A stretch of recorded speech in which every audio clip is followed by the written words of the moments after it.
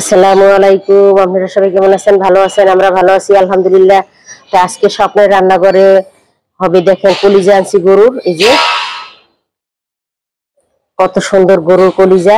এই কলিজাটা সুন্দর করে কাটতে কুটতে সুন্দর করে ভুনা করুম, একটু মাখা মাখা রান্না করুম। আর সাথে দেখেন এই ছোট্ট একটা ইলিশ মাছ, এই ইলিশ মাছটা কাঁকরোল দিয়ে মাখা মাখা করে সাদা করে রান্না করুম, অল্প ময় মশলা দিয়ে।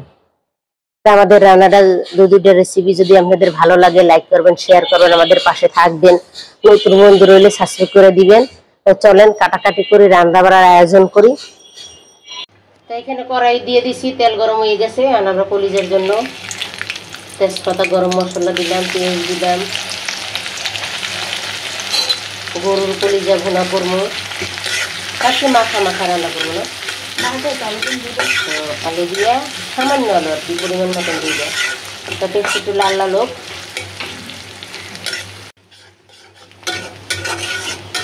খুব সুন্দর করে ভাজা ভাজা হয়ে গেছে। মশলা দিয়ে দেবো, হলুদ,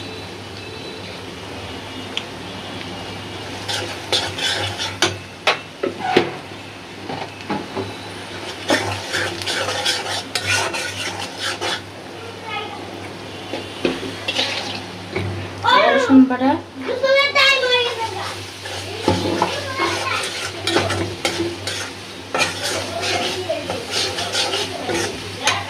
মরিচ ব্লেন্ডার করে রাখলাম, পানি দিয়ে দিলাম মুশকিলে।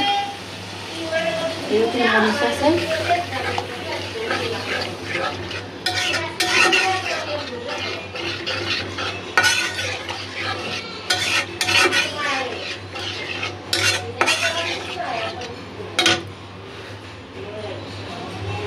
লবণ, খুব সুন্দর করে মশলাটা কষাইলে আর একটু মরিচ লাগবে, দিলাম। সুন্দর করে মশলাটা কষাইলে খুব সুন্দর করে মশলাটা কষানো হয়ে গেছে।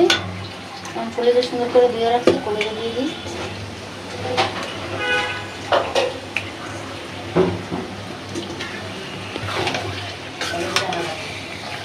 খুব সুন্দর করে কষান দিয়ে তারপরে জললাম।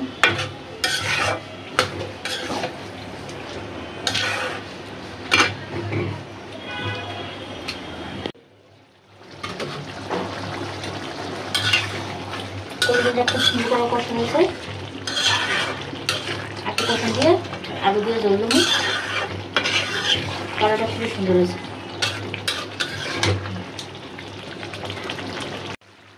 তো এই যে আমাদের কলিজাটা খুব সুন্দর করে কষাকষি হয়ে গেছে, আলু দিয়ে কষাইয়ে পরে জল দেবো। গরুর কলিজা, আমাদের কলিজা না, গরুর কলিজা। ঘরের মধ্যে রুগী আছে, রুগীরা দেখে ভাত খেতে পারেন একটু কলিজা রান্না করলে। গোস খাইতে খাইতে তো শেষ, আন্দি একটু কলিজা খেয়ে কেমন লাগে। কোরবানির পর থেকে আর কলিজা কেনা হয় নাই, এই কিনলাম। একটু সুন্দর করে কষাকষি করি, তারপরে আবার তা আমাদের কলিজারে আলু দিয়ে খুব সুন্দর করে কষানো হয়ে গেছে। আমি ঝোল দিয়ে দেবো। অনেক লাগে কষাইছি, আর কলিজা দিতে আমার একটা দেরি লাগে না রান্না করতে। রান বেরিয়ে গেছে খুব সুন্দর।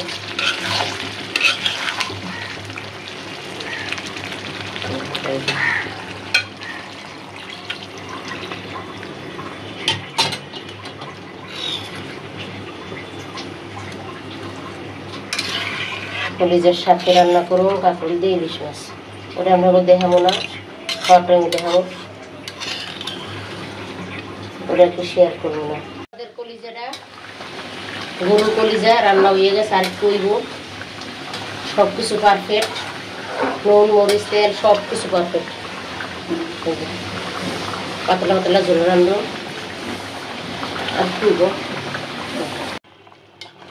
তো এই যে আমাদের কলিজাটা হয়ে গেছে, মাখা মাখা করে রান্না করছি। বেশি ঝোলও না, বেশি শুকনাও না, দেখা যায় চুলে আর কি ঝোল। আমার কলিজাটা খুব সুন্দর করে রান্না হয়ে গেছে, নামাই নিতেছি। হয়ে গেছে, খুব সুন্দর হয়েছে। দেখুন বোনের লাইব্রেরি দেখাইতে পারে।